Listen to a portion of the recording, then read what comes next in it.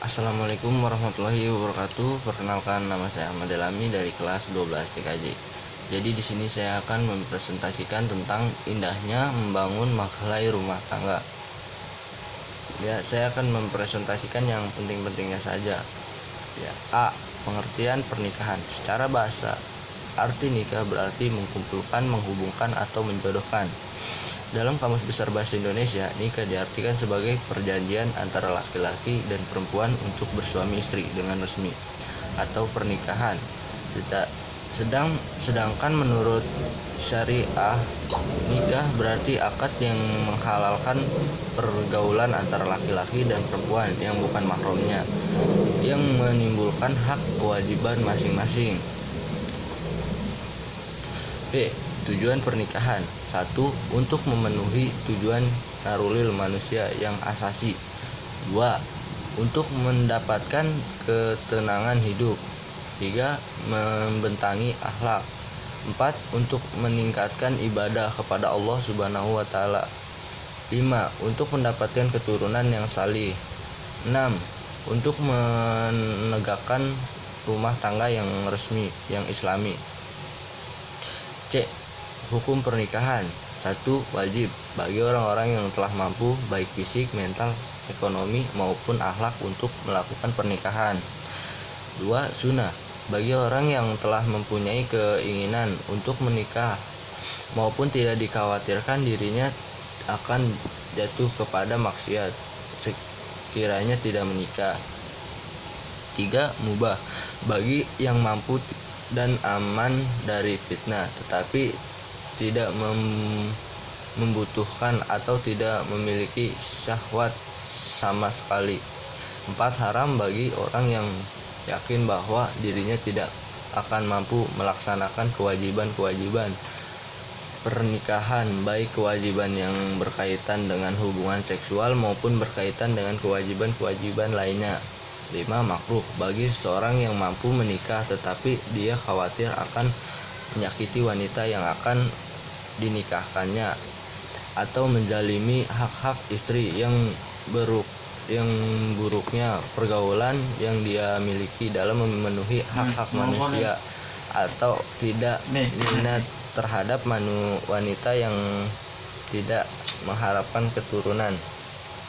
D. Orang-orang yang tidak boleh dinikahi atau haram. Haram orang yang tidak boleh dinikahi dari keturunan, contohnya ibu dan seterusnya ke atas, anak perempuan dan seterusnya ke bawah, terus bibi dan bapak atau ibu, anak perempuan dari saudara perempuan atau saudara laki-laki. Mahram orang yang tidak boleh dinikahkan dari pernikahan, contohnya ibu dari istri mertua, anak tiri bila ibunya sudah dicampuri, istri bapak ibu, istri bapak atau ibu tiri, istri anak atau menantu.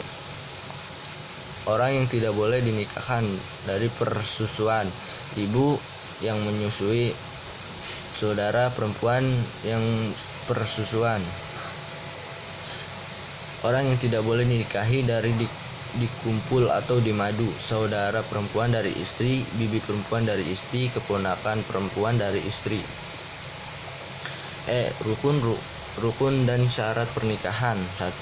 Calon suami. Syarat-syarat sebagai berikut, contohnya bukan mahram, orang yang dikehendaki muyan atau beridentitas jelas.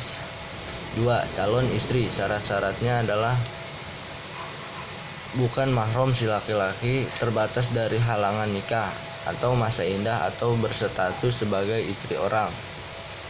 3. Wali syarat, yaitu orang yang dikehendaki bukan orang yang dibenci, laki-laki bukan perempuan atau banci.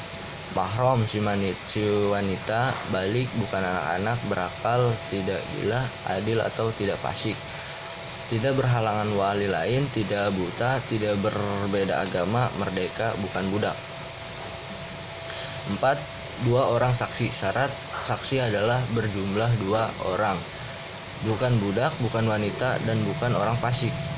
tidak boleh merangkap sebagai saksi walaupun memenuhi kualifikasi sebagai saksi sunnah dalam keadaan rela dan tidak terpaksa. 5. Sighat atau ijab kabul, yaitu perkataan dari mempelai laki-laki atau wakilnya ketika syarat sighat adalah tidak tergantung dengan syarat yang lain, tidak terikat dengan waktu tertentu, boleh dengan bahasa asing dengan menggunakan kata tajwid atau nikah, tidak boleh dalam bentuk kinayah atau sindiran.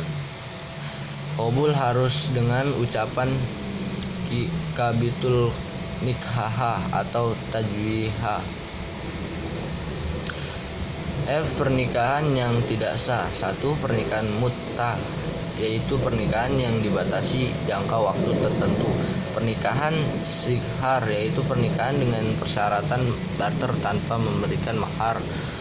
3. Pernikahan muhalil, yaitu pernikahan seorang yang telah ditalak 3 suaminya yang karena diharamkan rujuk kepadanya. 4. Pernikahan orang yang ihram. 5. Pernikahan dalam masa indah. 6. Pernikahan tanpa wali. 7. Pernikahan tanpa wanita. Pernikahan dengan wanita kafir. 8. Pernikahan dengan mahram, baik mahram kepada pernikahan atau karena persusuan. Ya, cukup di sini saya presentasi. Mohon maaf jika ada yang kurang. Wassalamualaikum warahmatullahi wabarakatuh.